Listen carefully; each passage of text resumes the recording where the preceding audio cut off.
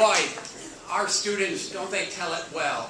And believe me, once you've gone abroad, you're never going to stop. I tell you, you get bit by that snake, and I tell you, you'll go back and back and back.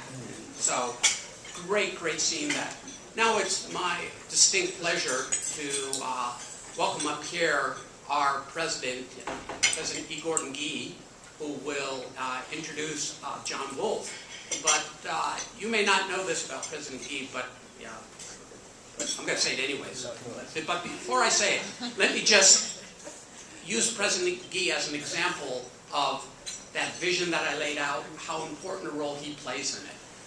What international educators will tell you, that if you're going to be effective in terms of internationalizing the campus, it has to start at the top. You have to get the involvement, engagement of your president, of your provost. And we are so fortunate here at this university to have someone who's not only engaged, but he is a national advocate for study abroad. I was with him 2 months ago in New York at the Institute for International Education's major conference across from the UN, where he was invited to give the keynote address on his passport campaign for students here at Ohio State. And you know, when you have a passport, you got to have something to do with it, and that means studying abroad.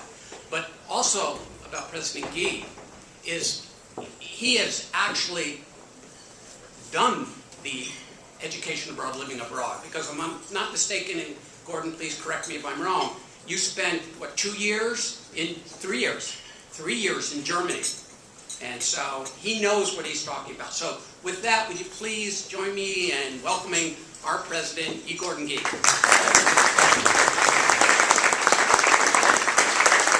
Congratulations to all of you, and I love the video. It's just terrific. It gives me a chance to celebrate with all of you today. And thank you very much. William, a little modest on his part, but he really has been one of the leading advocates in this country, not only for study abroad, but for the globalization of our universities, and has done a terrific job at Pitt, and then at the University of Illinois now here, and we're grateful to have him. And I've had the privilege of traveling with him because of the fact that we travel all over the world together. And I'll tell just this one story, because we went to China in January, and we've opened an office in Shanghai, as many of you know. We have an office in Shanghai. We'll soon open one up in Mumbai, and then a third one in Sao Paulo, Brazil, because of the fact that we want to be not only deeply engaged around the world, we want to be deeply embedded in certain in certain areas of the world. We think that those play very nicely on the world stage with us, and I joke about the fact that we're such a large institution that we have our own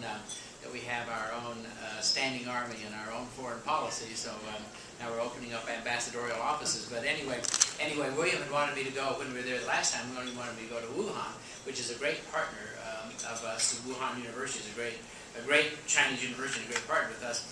But Wuhan is known as the furnace of China, John. Hotter than Hades. It is in the middle of, it's in central China, hotter than heck. And so he said, well, let's go in the winter. Well, what he forgot to tell me was that in the winter, it is the refrigerator of China. It was about as cold as anything I've ever been in my life. And the problem is that Wuhan is built on the south side of the Yangtze River. It's on the Yangtze River on the south side. And Chairman Mao, in his distinctive manner, had decreed that no public buildings would be heated south of the Yangtze. It was colder than hell. and I'm in there, and we had these layers on there, and I get ready to sign the protocol, and my glasses got so steamed up they froze over, so I had to scrape them off. So anyway, so I've had a lot of experiences, and thank you very much, William, for that experience. I really appreciate that. But as you can imagine, the university has truly increased its commitment around the world. In fact, a little-known fact is that Ohio State has probably the premier commitment around the world. We have over 400 protocols. These are these relationship-building memoranda that we have. Now, our intent is to make them more than just memoranda, even though we have the largest number. These are sort of like love letters, as I tell everyone, that we love you and you love us, and maybe you'll never see us again. But the truth of the matter is with our students going and with what you're doing right now, you will carry the message. It is not simply about study abroad. Although that is a component of it, it's to give you an experience. It is about carrying Ohio to the world. It's about carrying this university to the world. It's about carrying our message to the world. It's about exploring the world in a variety of other ways. And what you do then is you bring the world back to Ohio with your work and the friends you make and the kind of impact you have, and most importantly with the vision and strategy and effort that you come back with. Because I can assure you that once you are in these types of programs, it will change your life. As William said, I spent 3 years in Germany, and I was 19 at the time. Lived above a Metzgerei, which is a butcher shop, with a butcher and his wife. It was a remarkable way for me to learn the world, and that was in post-war. It shows how old I am. It was in post-war Germany, and I still look at that as one of the transformative opportunities that I had in my own world. Saying that, all of you are going to make that even more. Ohio State has one of the largest international populations in the country. Students come here from all over the world. We speak 100 different languages. We do a variety of things, but now it's your chance to have that experience in another place, at another time, in another culture, and create yet another opportunity for you personally, for you professionally, and for you carrying the message of Ohio State. Now, none of this could be done without the support of the Wolfe family. They are here today. John and his daughters are here today.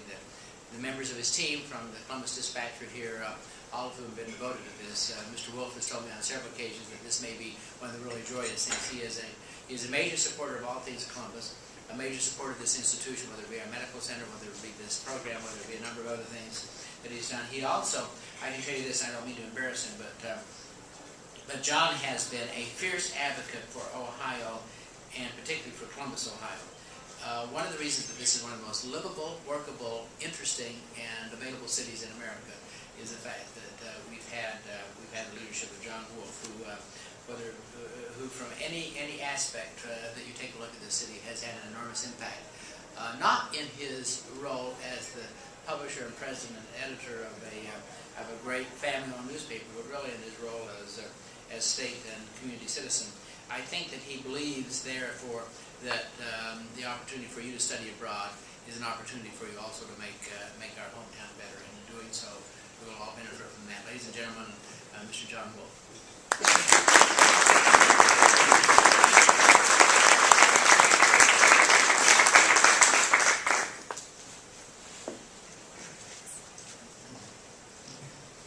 Thank you, Dr. Gee. I would also say that the Ohio State University is fortunate to have Dr. Gee. Has been chosen, as you know, the #1 college president in America.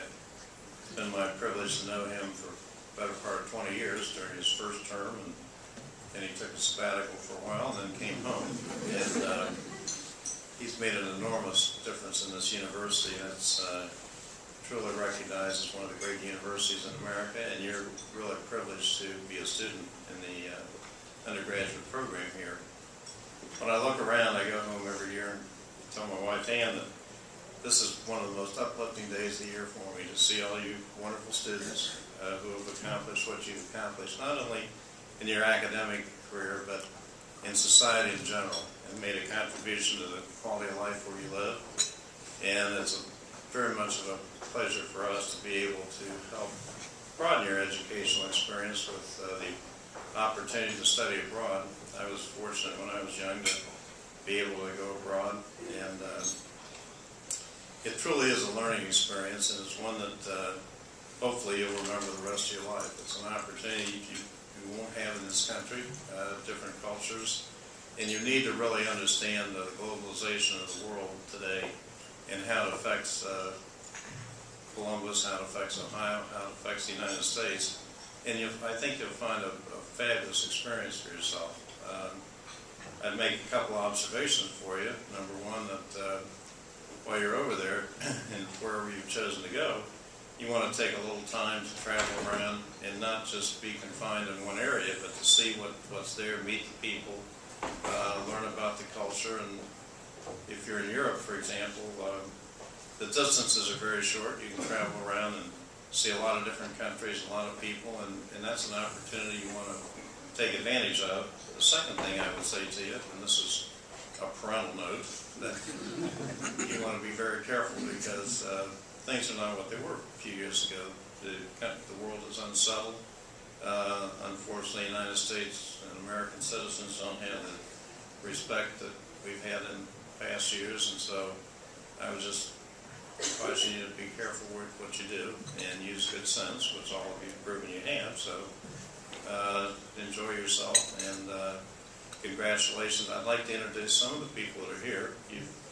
My daughter Sarah's over here, and my daughter Rita. Stick your hands up, girls. There. And Ben Marison, our editor, back there. Mike Curtin, our retired associate publisher, over here, and Michael Fiorelli, our president, back there. If I didn't leave anybody out, get everybody. Anyway, congratulations to you. I hope you have a wonderful time. Believe me, I couldn't feel better about supporting study abroad. Wonderful students.